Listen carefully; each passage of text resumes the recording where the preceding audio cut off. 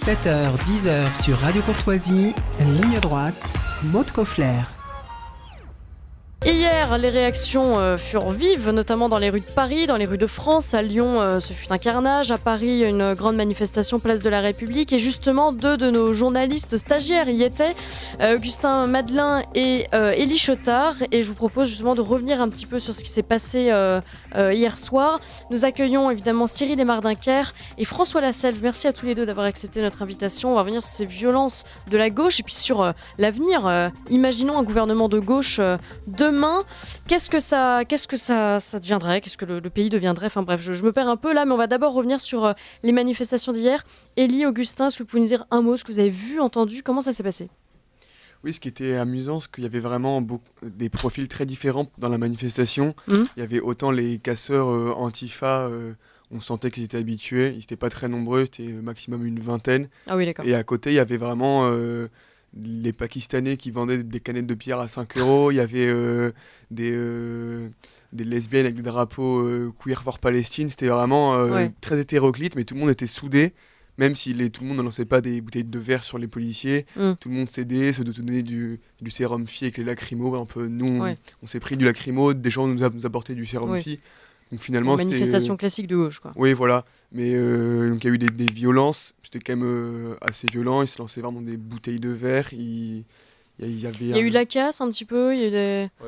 Oui, il y a eu un peu de casse, l'habituel, les abribus, tout ça qui a cassé.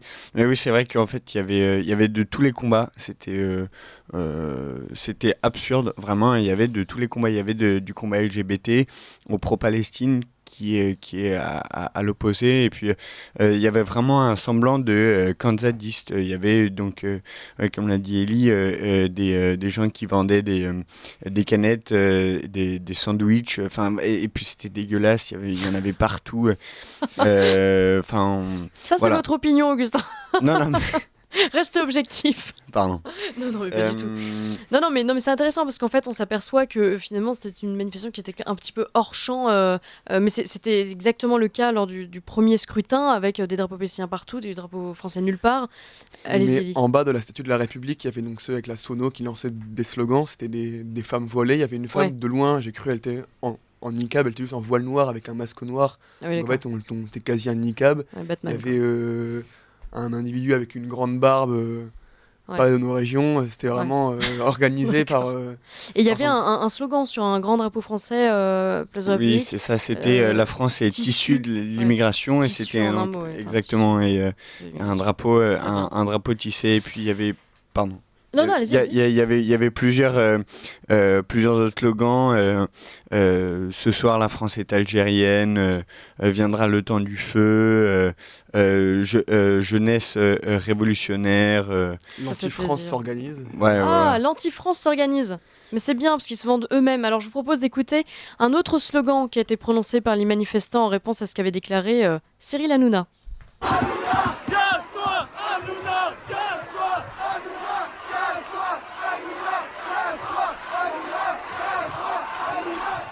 Cyril Mardinker, lorsque vous entendez tous ces slogans, pas seulement Hanouna casse-toi, parce que ça c'est presque accessoire, mais tous ces slogans, l'Anti-France s'organise, tout ça, comment vous réagissez ?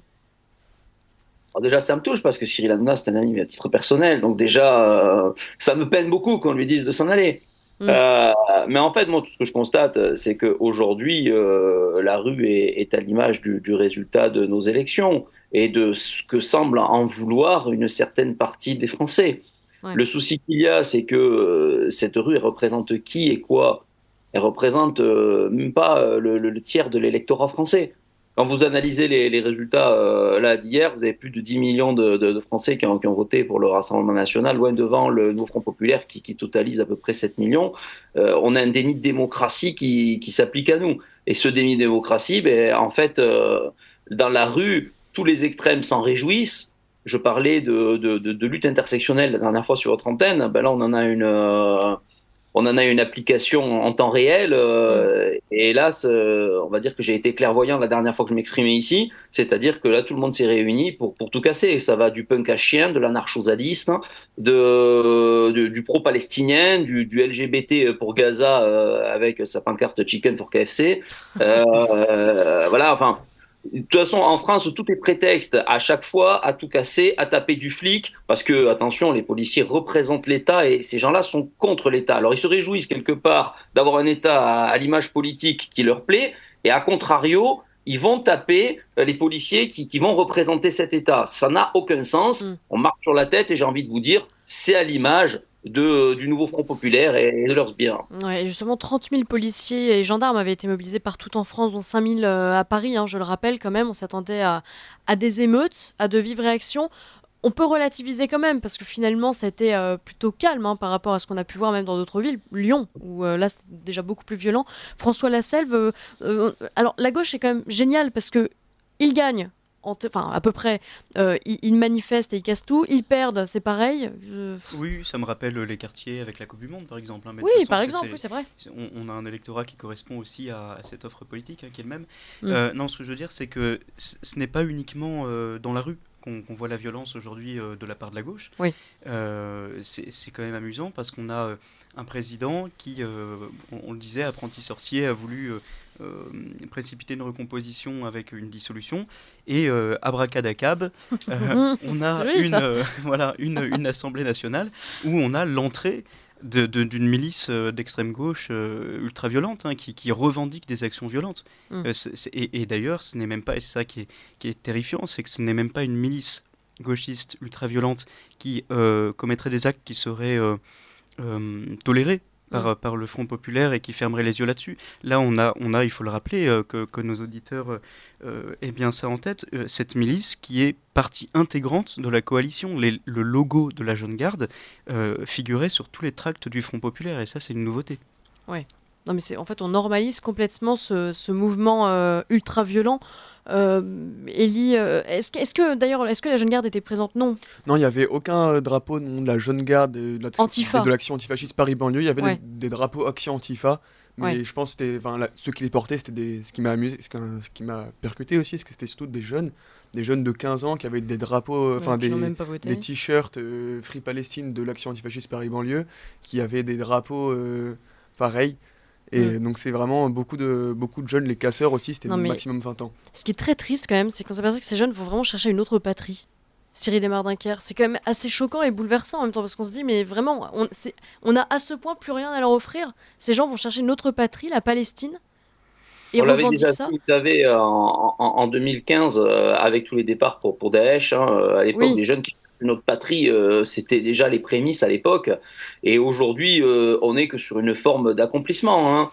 Ces personnes-là, ces jeunes-là, sont issus d'une approche tellement communautariste, tellement anti-France. Ils sont tellement dans la haine de tout ce qu'on représente, l'homme blanc, caucasien, qui va être, alors qui plus est s'il est chrétien, alors juif, n'en parlons même pas, tout ce qui représente la France, de base, celle qu'on a connue, celle à laquelle on tient, tout cela les exècre. Et donc, du coup, cette jeunesse-là qui vit dans une haine quasi permanente, qui est alimentée par les frères musulmans, qui est alimentée par l'extrême gauche, qui veut en faire une base électorale, elle croît, elle se démultiplie. Et aujourd'hui, ça donne ça, des jeunes sans repère, qui, même lorsqu'ils gagnent, entre guillemets, lorsque leurs idées gagnent, leurs représentants gagnent, vont quand même tout casser. Parce que pour eux, c'est ça, c'est la possibilité de détruire nos symboles, détruire notre pays, notre république, notre patrie, parce que ce qu'ils veulent, c'est simplement importer les valeurs qu'ils ont cultivées chez eux, dans leur quartier, avec les personnes similaires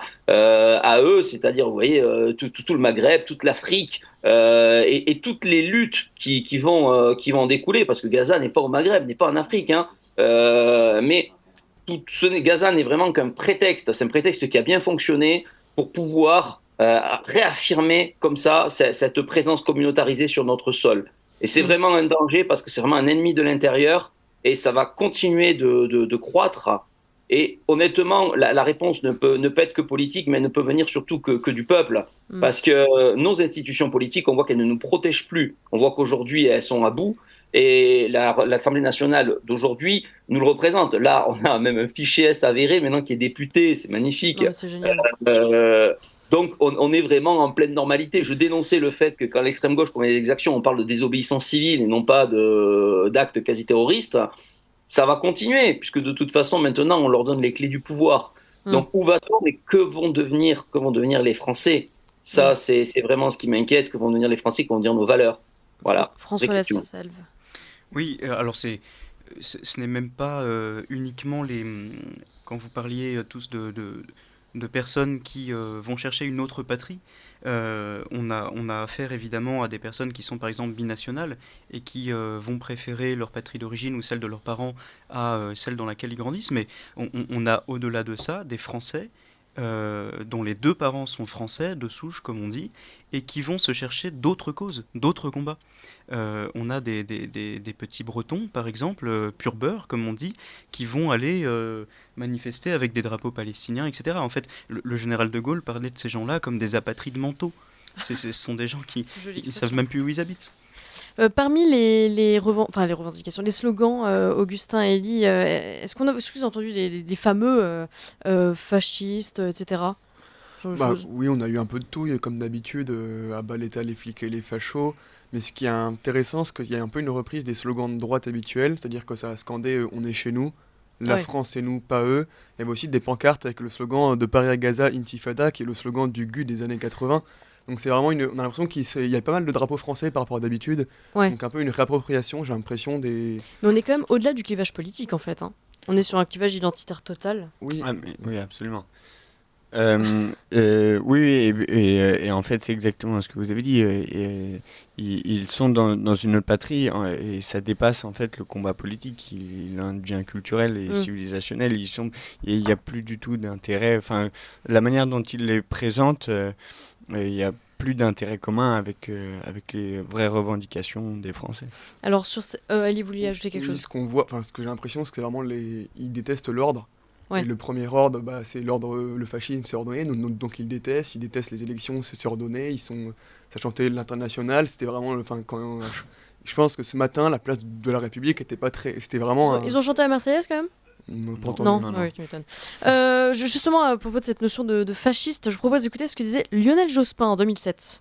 Pendant toutes les années du mitterrandisme, nous n'avons jamais été face à une menace fasciste. Et donc, tout antifascisme n'était que du théâtre. Nous avons été face à un parti, le Front National, qui était un parti d'extrême droite, un parti populiste aussi, à sa façon. Mais nous n'avons jamais été dans une situation de menace fasciste, et même pas face à un parti fasciste. C'est une jolie réponse, ça venant d'un homme de gauche, quand même, François Lasselve. Oui, mais on voit très bien que tout ça est un jeu, c'est une farce qui est tendue, c'est un piège qui est tendu par François Mitterrand, pardon, oulala, le petit lapsus. Mais depuis des années, ça, on le sait. Malheureusement, les Français n'en ont pas tout à fait conscience. Ils se laissent dicter par les médias et par la pensée unique. Les choses qu'ils répètent à longueur de journée, le Rassemblement national serait un parti fasciste, etc. Mais quand on regarde finalement les méthodes qui sont employées par la gauche, finalement, le fascisme, il est ailleurs. C'est la gauche qui utilise aujourd'hui des méthodes fascistes et qui, au nom de l'antifascisme, se comportent de la même manière que ceux qu'ils prétendent combattre. On a des gens à gauche qui vont aller, et c'était ce que disait Simone Veil, avec un W évidemment, qui expliquait qu'est-ce qu'était un État totalitaire, elle expliquait ce qu'étaient les méthodes fascistes. Et on a des gens à gauche qui vont aller perturber des meetings, qui vont aller exercer des pressions pour intimider des candidats, qui vont aller même faire une chasse aux militants dans les rues pour aller les frapper. On a eu l'exemple tout récemment d'une candidate Rassemblement National dans une circonscription des Français de l'étranger, Déborah Merceron, qui a vu sa réunion publique complètement perturbée avec intervention des forces de l'ordre. Enfin, c'est quelque chose quand même d'assez aberrant. Aucune personne à droite ne fait ça. Non. A priori, non. Cyril Mardinker, si la France insoumise arrive au pouvoir, si le nouveau Front populaire arrive au pouvoir, ça voudrait dire régulation carcérale, 16 000 détenus libérés en quelques semaines, ça veut dire désarmement de la police, ça veut dire plein de choses. Hein. On a sous les yeux en fait une liste de tout un programme complètement lunaire du nouveau Front populaire de la France insoumise. Est-ce que, alors d'abord, ça signifie quand même le chaos assuré avec la gauche au pouvoir, mais est-ce que c'est réalisable tout ça dans les faits, concrètement ? Dans les faits, oui. Hein. Si vous voulez vider les prisons, remettre les délinquants dehors, et c'est très très facile. On l'a déjà vu avec les vagues de bracelets électroniques où on s'est retrouvé avec énormément de monde dehors, voire même pas du tout incarcéré alors qu'il devrait l'être. Hein. Quand il y a eu le Covid, il fallait vider les prisons. On a vu tout ce qui a été remise de peine, toutes les remises en liberté qui ont été faites. Aujourd'hui, c'est tout à fait possible de remettre des détenus dehors. Et puis, quelque part, ils vont vous expliquer que c'est encore mieux pour la condition carcérale parce qu'ils sont détenus dans des conditions inhumaines à cause de la surpopulation et qui vont faire d'une pierre deux coups. Qu'en plus, ils vont leur permettre des conditions de détention meilleures et qui seront en accord avec les conditions européennes de prise en compte des droits de l'homme pour les détenus. Ensuite, en ce qui concerne les policiers, ça va être compliqué aussi parce que si vous désarmez les policiers, qu'est-ce qu'ils vont faire alors du coup? Alors on met plus de délinquants dehors, on met des policiers désarmés pour aller les arrêter. Je pense que M. Mélenchon viendra nous expliquer comment on fait. Ça, j'avais déjà demandé de nombreuses fois comment on fait face à un délinquant déterminé quand on a un policier non armé et avec un arsenal législatif qui ne permet pas non plus de lui faire du mal. Je sais pas, moi j'attends de voir. Mais on dit ordo ab chaos, vous savez. On verra. Là, c'est clair que ça va être le chaos. Peut-être qu'on aura de l'ordre qui va en sortir à l'issue. Hein. C'est une technique. Hein. Moi, je n'y crois pas. François Lasselve. Oui, sur la police de proximité qui étant prônée, qui étant défendue par la France insoumise notamment, mais leurs alliés aussi, je voudrais prendre l'exemple de la ville de Villejuif, qui est une ville qui a été communiste pendant des années, qui a été remportée par la droite en 2014 ou en 2020, si ma mémoire est bonne, et qui a immédiatement été perdue de nouveau. Lorsque la droite avait repris cette ville, elle a créé une police municipale. La gauche, les communistes ayant repris cette ville la fois d'après, non, alors paradoxalement, n'ont pas supprimé cette police municipale parce qu'ils ont bien compris que la population était assez contente finalement de la création de cette police. Mais qu'est-ce qu'ils ont fait? Ils ont défini des zones dans les quartiers avec des totems. Totems devant lesquels la police municipale devrait se stationner et n'aurait pas le droit d'aller plus loin. En fait, on a des zones qui sont complètement abandonnées par les pouvoirs publics, par l'État. La police municipale a pour consigne de s'arrêter à ce totem et de discuter avec le grand frère, avec le chef de quartier, avec les citoyens, je ne sais plus quel terme ils utilisaient. On en est là, en fait. Non, mais on comprend mieux que la police, en général, vote majoritairement pour le Rassemblement national aujourd'hui. Hein. Attendez, parce que sur la police de proximité, ce qu'il faut dire, c'est que la police de proximité qu'on a connue, qui était une police qui occupait le terrain, qui connaissait le quartier, qui connaissait les résidents, mais qui faisait son travail de policier, ce n'est pas ce qui est voulu par LFI ou par la gauche en général quand ils vous reparlent de police de proximité. Eux, ce qu'ils veulent, ce sont des policiers en uniforme qui vont faire des checks aux gars sur les points de deal. Voilà, qui vont faire des matchs de foot avec eux, qui vont montrer à quel point ils sont gentils et compatissants. Avec leur police de proximité, ce qu'on verrait exploser, ça serait la corruption éventuellement, et encore qu'il n'y aurait même pas besoin de corrompre les policiers, puisqu'ils n'auraient plus de pouvoir négatif à exercer sur les délinquants. Donc, en fait, tout ce qu'ils voudraient, c'est mettre des gars habillés en policiers, qui ont la gueule des mecs des quartiers, et qui vont s'amuser avec eux, interagir avec eux, mais qui feront tout sauf du travail de policier, en fait. C'est ça ce qu'ils appellent la police de proximité. Et donc, le monde de demain était patent. François, dernier mot. Oui, dernier mot. En plus, on les met en danger, clairement, parce que ce sont des cibles ambulantes, des gens qui sont en uniforme, désarmés, et le message qu'on envoie aux personnes qui pourraient les agresser, c'est « allez-y, on représente l'État, on représente la police et on n'est pas armé, on est une cible, on est vulnérable. » Écoutez, merci beaucoup. Ce fut court mais intense. De toute façon, il y a beaucoup à dire sur le programme du nouveau Front populaire de la France insoumise. Et puis, de toute façon, pour l'instant, on est un peu, on ne sait pas exactement ce qui va se passer. On verra ça dans les prochaines heures, les prochains jours, lorsqu'Emmanuel Macron notamment prendra la parole. Merci François Lasselve, Cyril Mardinker, Elie Chotard, Augustin Madelin. Merci d'être allé sur le terrain hier pour Ligne droite.